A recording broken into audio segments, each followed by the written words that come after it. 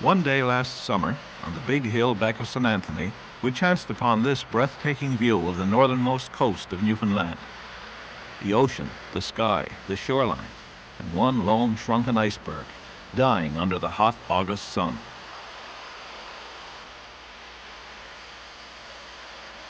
In the sheltered coves, the fog lingered and seemed to cast a spell. As it swirled and smoked about the rocks, it was easy to drift back in time, to conjure up ghosts of the past. The Vikings, the Dorset Eskimos, the Basque whalers, and more recently, the cod fishermen from Brittany and Normandy in France. They lived here, they walked these shores, and now nothing remains, just the occasional crumbling headstone buried in the moss and grass.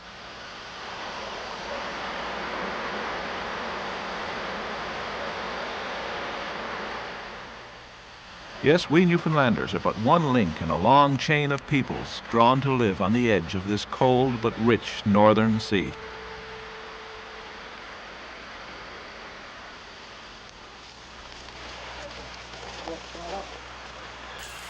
Lloyd Curtis came from the Horse Islands as a young shareman, met Lucy, married, and settled down in St. Lunaire. It was good fishery down here them years, and the family came along, and now they're growing up and something was gone. Eventually I'll be left me and the wife alone. That's for a while, usually what happens. Time up been long going. That's over 30 years ago since I left Arsenal to come down here.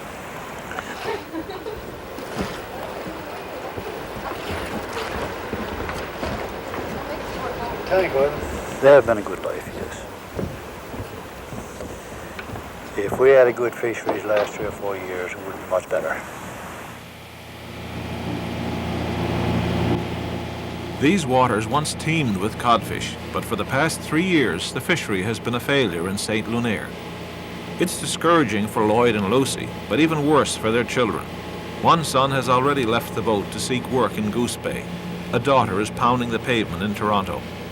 It's a troubling time for the Curtises, watching the children go, struggling to make ends meet, wondering if the inshore fishery can ever come back.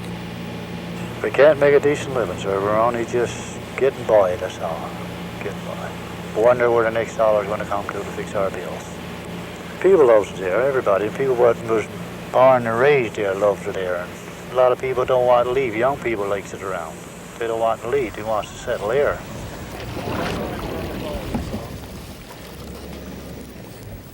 One time you fish be around the latter part of May. We put out the gunnets and we started getting a few fish in May month. But now you can't get a fish before July, late July. The fellas here had nets out, and all they do is go and bring in probably either 10 or 12 fish, there's 25, 30 nets.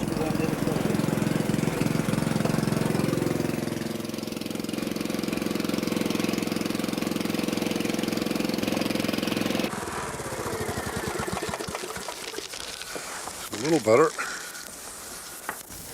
Despite the low landings, the Curtises and the other families around here keep at it, pulling together, hoping that the fish will strike in like they did years ago.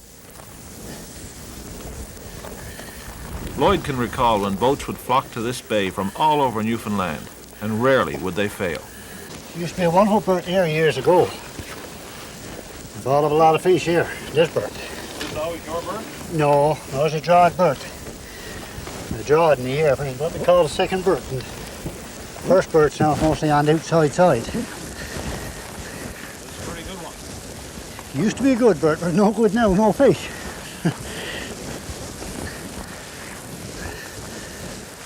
Used to be a lot of traps in around the bay, all over on that side. And right up there, that point right up there. Not used now, the fish don't come up here the same. Okay, you'll be ready to dump off then, boys.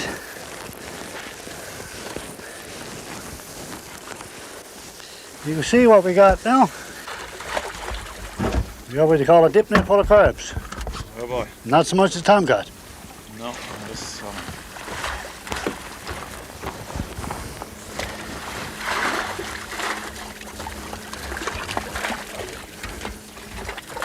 That's it. That's a haul for nothing. And that's the way it's been. First one. I've got a lot of them.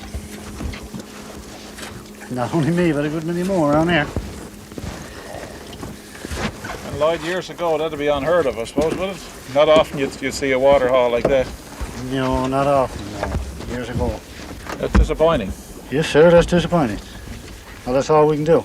Get up tomorrow morning now and 5 o'clock, get on the go again. It's not just the small inshore boats that are having trouble.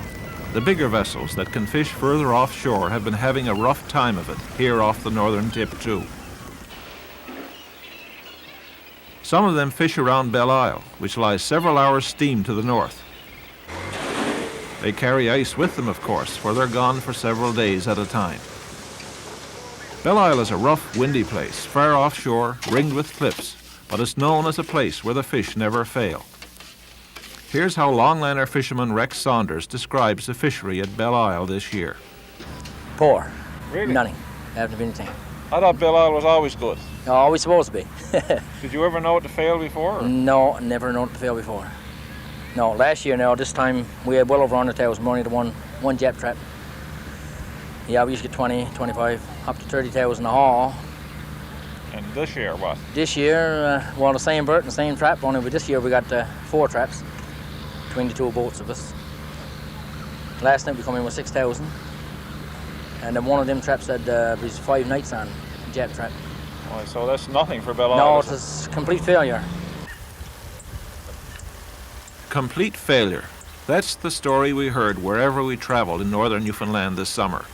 Here on the northern tip, it was bad. But on both sides of the straits, it was even worse if that was possible. Then came word that a bit of fish had struck in at Gunner's Cove nearby, so we went there to see for ourselves. We found Wilburn Hill and his crew out at their trap. Some small fish were meshed, a good sign, and sure enough, when the twine was dried up, there was a bit of fish to be dipped aboard.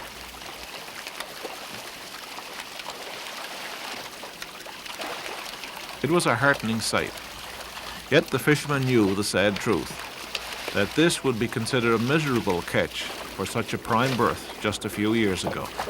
And they knew too that for every haul like this, there'd be 20 water hauls that day. Most boats would be lucky to get 30,000 pounds of fish for the full trap voyage this summer.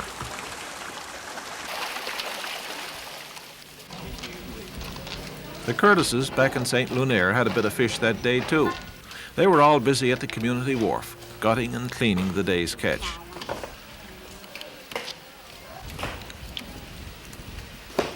A ray of hope for Lloyd and his crew, 1,500 pounds. Better than nothing, yet they realized it wasn't much for a crew of 5 at the peak of the season, especially considering how much gear they hauled to get it. We haul 17 nets, jab trap, a cod trap. We make up, I guess, something like 1,500 pounds. That's not much fish, is That's it? not very much fish, no sir. No, but we just had a jab trap now, very small fish. Yeah.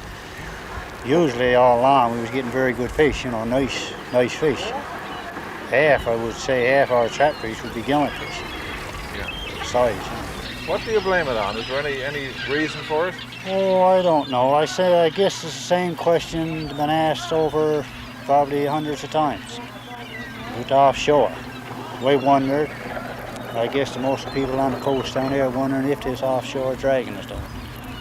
Now I know this area we don't like winter dragging on the mountain banks. Because we think to do some damage to the northern peninsula. Now, have you ever seen it as bad as this before? Yes, I've seen it worse this last 2 summers, summer past and summer before. So this is 3 in a row. This is 3 in a row. Now, if you don't pick up, well, after this month, it should be over. Now, when it comes to making a good summer. But now, will you survive? I mean, or how long can fishermen take that kind of fishery? If we don't make a half-decent summer this summer, I don't know how we're going to make it. We don't know how we're going to make it. A cry of despair we heard from many fishermen in the north and west this year. After 3 disastrous years in a row, for many, it's now a question of survival.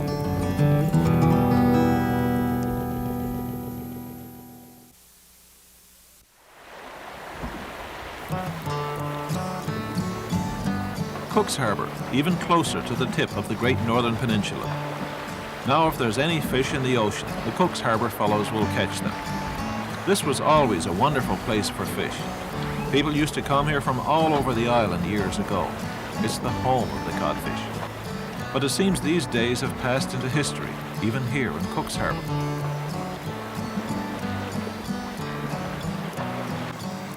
Don't be fooled by the impressive lineup of longliners and draggers at the FPI plant.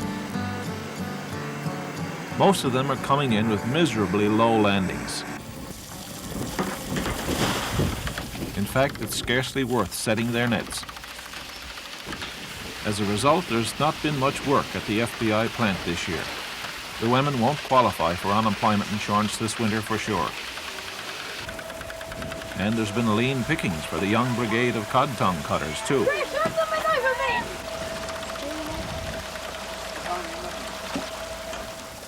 While FPI takes the cod, Carroll Fisheries Limited buys the blackbacks from the inshore boats.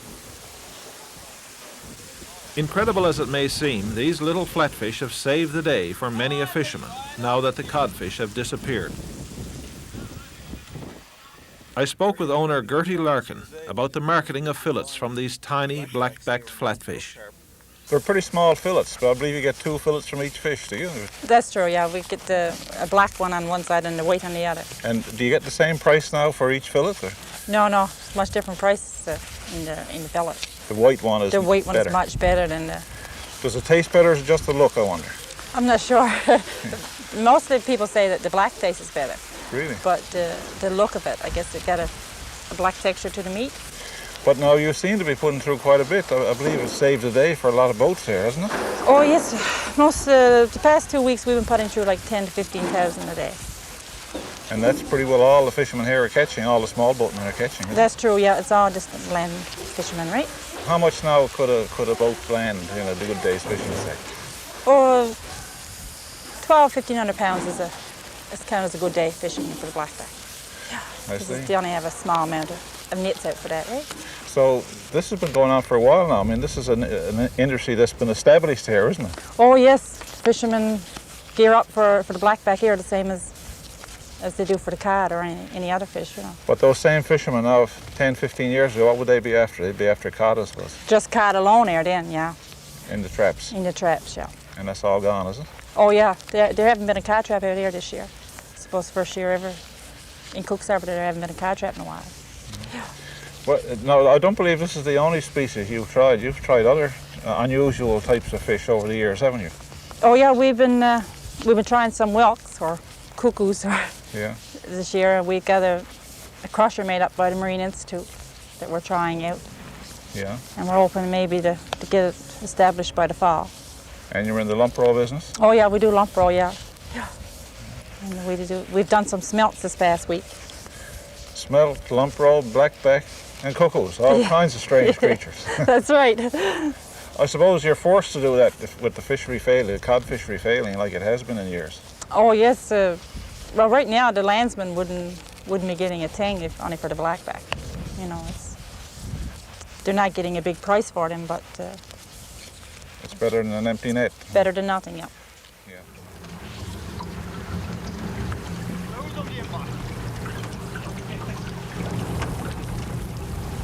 Some fishermen aren't going to believe this. Catching flatfish instead of codfish in Cook's Harbour. Well, that's just what Oz Elliott was doing that day last summer, just a gunshot from the land, in waters that once teemed with cod. So I suppose you're fishing this now a good bit of the year, are you? Or is it just a seasonal thing? No, a good bit of the year. Not up to the last taking. When do you start in? July, middle of July. Well, after the keeping season is over, we'll go that blackback. And then right up till the fall. Right on up, yeah. And if you had nets for cod now, you wouldn't do much with it. No, sir. No.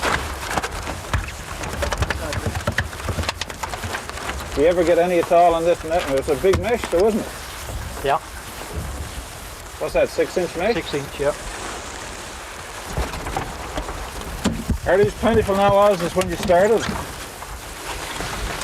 Now, other than that, he was very good first 30 years we got him. It seems like you're getting scarce too. Fair number of people at it now, then I suppose. Oh, it is. How long have you been fishing them now? 5 or 6 years, huh? I guess it's pretty important to you now. Oh, yes.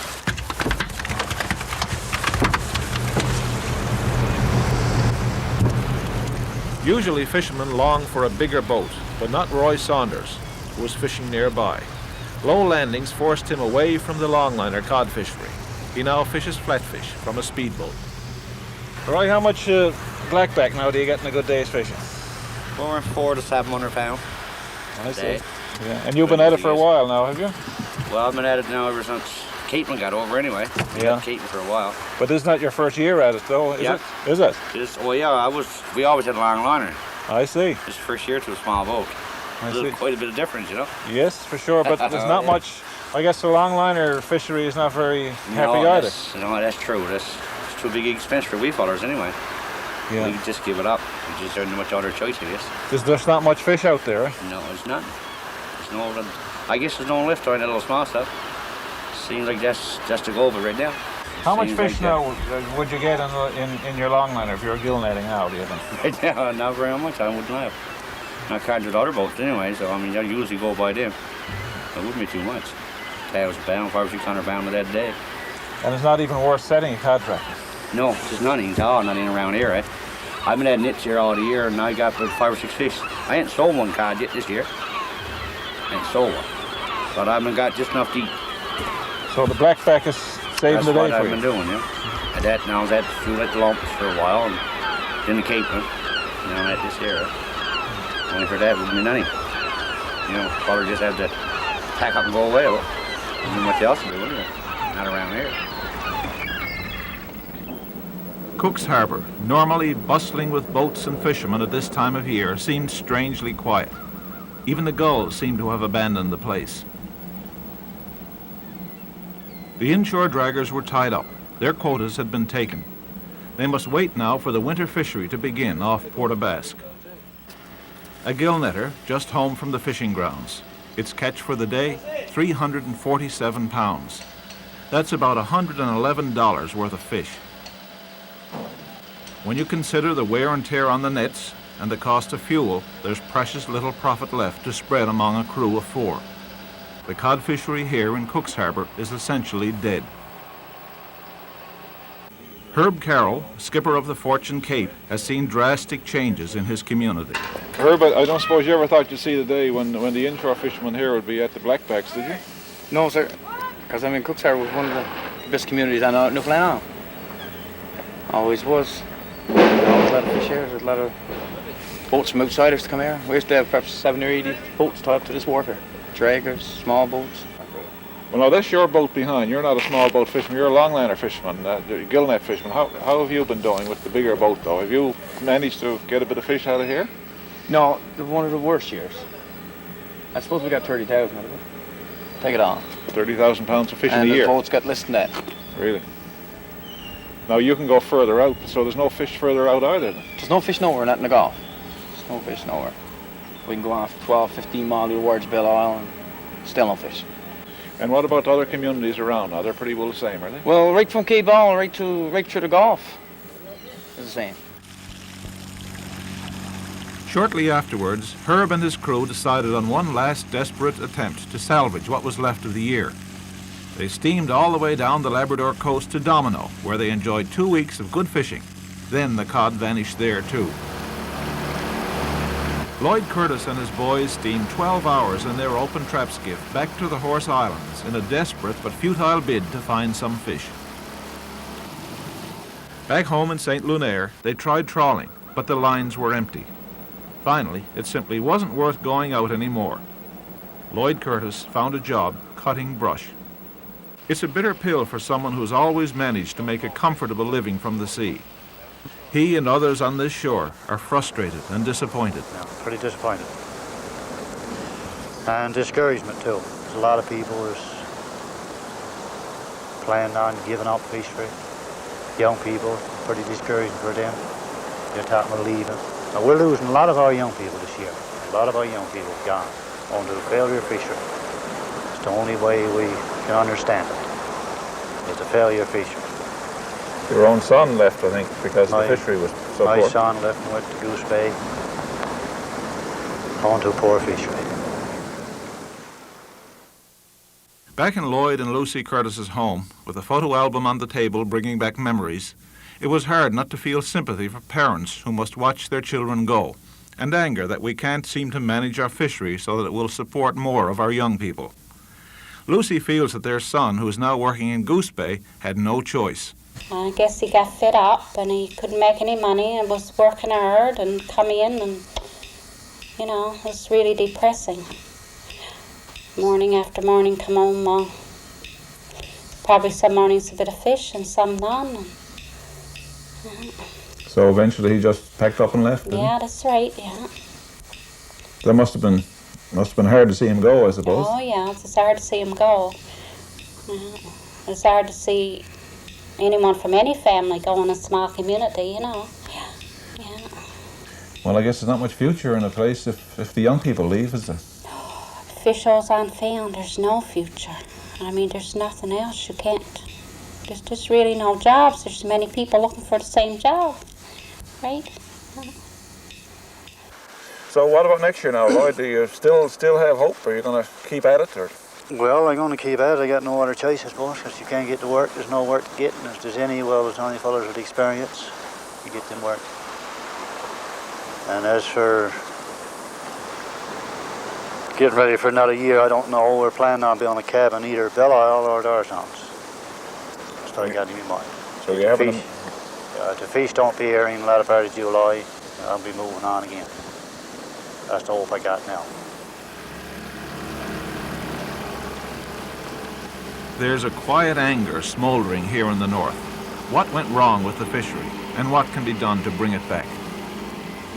It's a job to blame one sector for it, I think. Maybe we should blame the government. They're the ones who got the guidelines in. They're the ones who controls it, so they're the ones who should take the blame.